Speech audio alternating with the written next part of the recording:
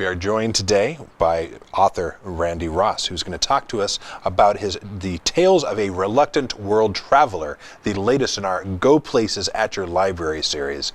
And you can come and see him here at the library on Wednesday evening, January 15th at 7 o'clock. Randy, thanks so much for joining me today. I'm excited to have you here. Oh, Clayton, thanks for inviting me down. So you are a reluctant world traveler. Have you always been a world traveler? When did you start jetting around the world? Well, that's the whole gist of the piece I'm going to do for you guys. Yeah. So I worked for a computer magazine for 15 years. Mm-hmm. I got laid off in 2007.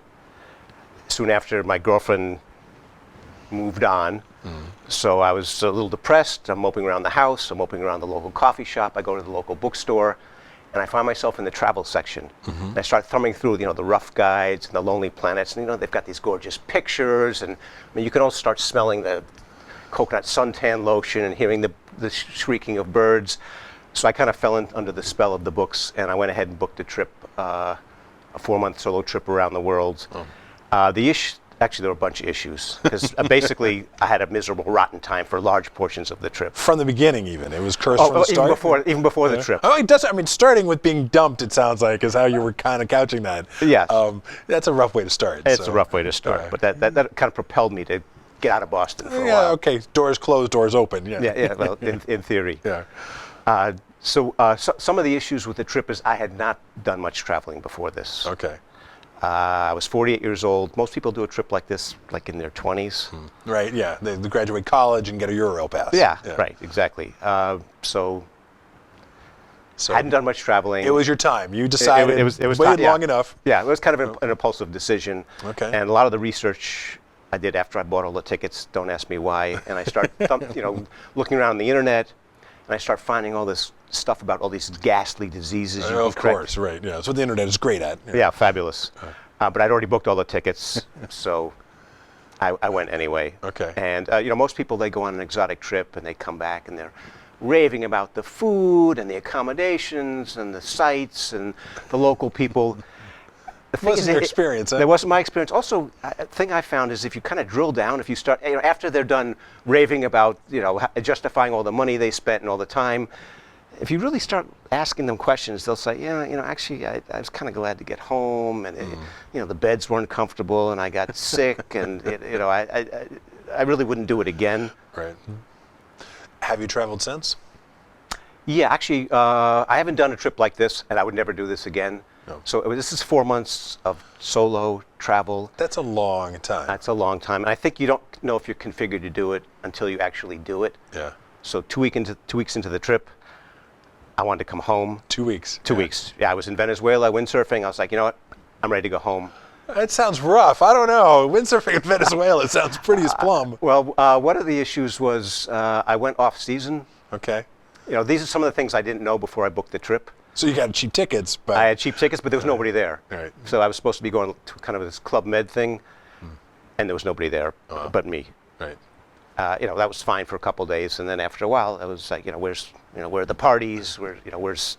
It was too quiet. It was a little too quiet, and it was 2 weeks. I was like, I could be home on my.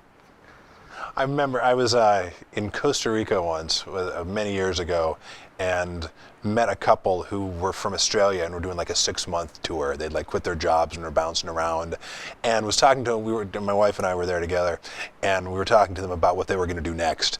And they were so jaded, I found. And I don't know if you experienced that, but they'd seen so much already in their journeys. They're like, yeah, whatever, ancient culture, quetzals, whatever, I don't care. Endangered bird that nobody ever sees. Maybe we'll see it, maybe not. I don't care. And did you find that after a couple of weeks, the novelty of traveling just it wasn't novel anymore and just exhausting, or? Yeah, well, I mean, one of the issues is I was moving to a new country every 2 weeks. Okay. So yeah, you get to a new country, you don't speak the language, you don't know the currency. So what I would do is I'd go someplace and buy something, and I'd just take out a handful.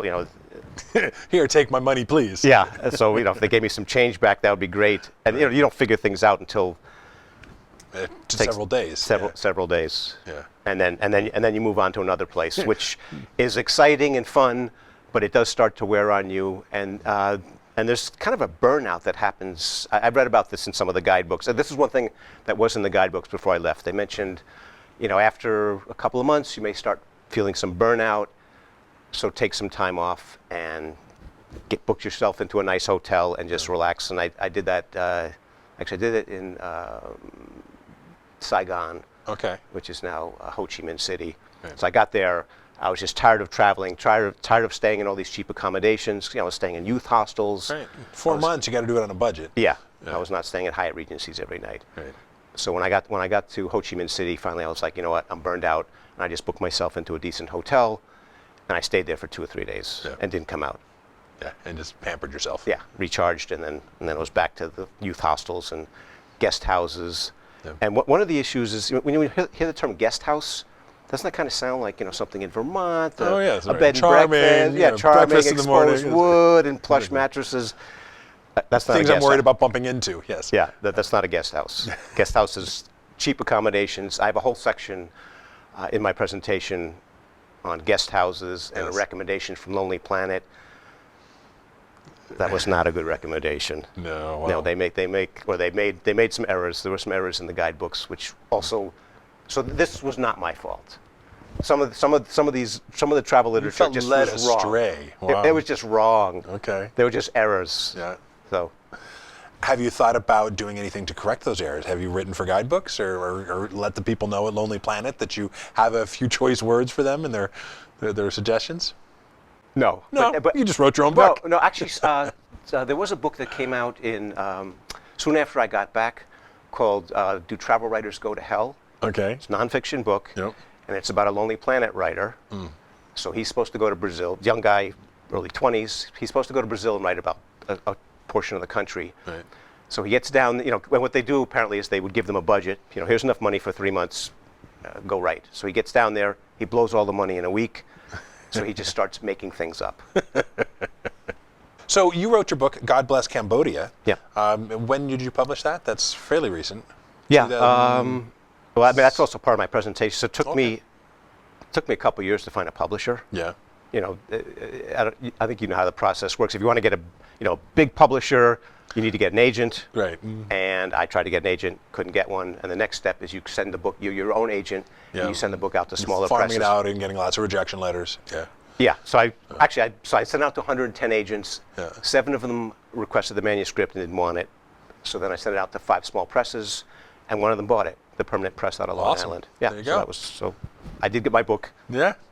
Which is, I hear from a lot of folks who just independently publish anymore, because you can also go that route. So kudos to you for going one step above that. I know it's a tough, and I have great respect for anybody who just has, just creating the book itself is a lot of work, but selling the book is another piece, which, you said is something you're going to talk about, the whole creative process. Yeah. So, yeah. So tell me a little bit, you mentioned, I just am curious and want to pique everybody's interest as well. You mentioned Venezuela, you mentioned Vietnam. Where else did you go on your the trip was, so I bought a special ticket, and it's cheap as long as you keep going. So you have to keep going with the sun or against the sun? Yes, one direction. So I went Boston, Venezuela, Greece, South Africa, Thailand, Vietnam, Cambodia, Australia, New Zealand, and then back to Boston. Wow. So I had 5 red-eye flights. I had 3 in 1 month. One of the flights between the stop layovers and the flights itself was 28 hours. So I didn't sleep. I was awake in airports waiting for the next flight. And that was miserable. I'm sure. Do you have any, do you bring tips for people who do have some travel in their future? Don't do it. So, don't do 4 months and do this kind of crazy Don't do 4 months by yourself. Yeah. Because actually, I still do a fair amount of traveling. So I have this one man. So I turned the trip into a 1-hour, one-man comedy show and the comedy novel. And the show I've been performing at amateur theater festivals. There's a circuit around the U.S., Canada, and around the world. The big one is in Edinburgh, Scotland. So during the summers, I was touring my show. Yeah. Is that more or less exhausting than going around the world for 4 months? Much less. Much less. Much less. That's encouraging. Yeah. So I noticed the cover of your book is a Buddha with a beer. I wonder did you choose that? Did the publisher choose Publisher this? chose that. Yeah, okay. Would you have chosen something different? Yeah, well, my whole thing was, okay, so the publisher, I mean, they normally publish like literary fiction. Okay. So I was like, you know, that's a beer bottle. I mean, it's literary fiction. Shouldn't that be like a champagne glass or a wine flute or something? But yeah, they read the book. This was their take. So you're the beer class. Okay. Yeah, that's me. Yeah. Hopefully, Yes. hopefully you weren't offended. I wasn't offended. I was just happy to get the book. Yes, good. Do you have other favorite travel books? If you, I don't know if you're going to talk about this in the program, but I'd love to know if you have other suggestions. Once people have thoroughly enjoyed your book, what should they read next? Actually, I do. Actually, I have a handout. Awesome. That I'll give it. They'll answer that question. That'll answer my question. Good. One of my favorites was The Sex Lives of Cannibals. Okay. It's Martin Troost. Okay, that sounds familiar. I mean, similar story. You know, the whiny, kvetchy guy goes to some exotic place and has a miserable, rotten time, and it's funny. It goes back and talks about it. Comes back and writes a book about it. Well, that's great. I know one of the things that you did was going bungee jumping. Yes. What inspired you to go and do that? I was kind of depressed. Yeah. So I was It will like, clear your mind. yes. It definitely clears your Yes, mind. I was about 3/4 of the way through the trip. Oh. I was, you know, no girlfriend, no job. You know, I'm Why gonna not die. throw yourself off a bridge? Yeah, I'm gonna die alone. I might as well sooner the better. So actually, I went 3 times. Okay. I went in South Africa, and then twice in New Zealand. Okay. Always off of bridges or platforms or? South Africa was a platform, Yeah. and that was 660 feet. So you know the top of the hub at the Pru, Okay. the bar. Yeah. That's the equivalent of going up there and then jumping out the window. The others were shorter. So New That's Zealand, really high. Yeah, it was pretty high. Yeah. And I was petrified. Yeah. And what they did is, so they bind your feet up around Okay. this big rubber band, Yeah. and you kind of, they walk you out to the end of the plank. Right. And then what they did with me is they put their hand under my chin to keep me from looking down, Oh yeah. because I was just like You were just shaking. terrified? Yeah. And then they give you a little And they give you the final push. push. Yeah. And I have a video of the whole thing, and I have a video. So I did it 3 times. I never saw anyone have any problems, but I found a video that's part of the show of One someone that that didn't go wasn't so fortunate. Ooh. Yikes. I hope it's not too graphic. People don't need to be. No, the Okay. person survives. Okay. I probably shouldn't give away the. That's okay. I think that's actually good. I Okay, like that okay. reassurance. I don't want to be showing snuff Yeah. films. Okay. No. I've went bungee jumping. I had a friend. Oh, you- many years oh, you've ago. done it. Okay. I've done it before. Okay. I had a friend who was really into it. Said it would just clear his mind completely when he was, he couldn't think of anything else. So it was a great way if whatever's Yes. bothering you when you're flying through For towards 4 the seconds, ground, that's all you're thinking that's about. all. It has a lasting effect. I found the most terrifying part was the walk up to the platform where we did it, because you had to climb up to, and you knew that every step, just like, I've done that on other things, whenever you have to earn everything. It's like when I took a bus up to Maine before I was going to ride my bike all the way back from Bar Harbor to Boston. Like, that bus ride is like kind of excruciating. I mean, there's some physical torment and coming back too, but Where did you do it? The I bungee did in jumping? Colorado. I was out in Golden, Colorado is where Okay. I was. Yeah. Where I did it, they didn't. I was wearing a harness, and it was like a chest and like a rock climbing harness. Okay. And they gave me options. They could either go face first Yes. and see it, or they said the most intense way was you could cross your arms And go lean backwards? back. They'd hold on, and you could close your eyes so you wouldn't know when they're going to drop you. So you're sitting there just waiting for that final release, and then you plummet through the sky. And that's how I chose to do it. It was. Ooh, Yeah, you're it was- braver than I am. it was fun. I enjoyed it, but I kind of have a twisted sense too. They had one in New Zealand where they would put a plastic bucket over your head. Jeez. Yeah. I didn't do that. Would you do it again? Have you thought about doing it again?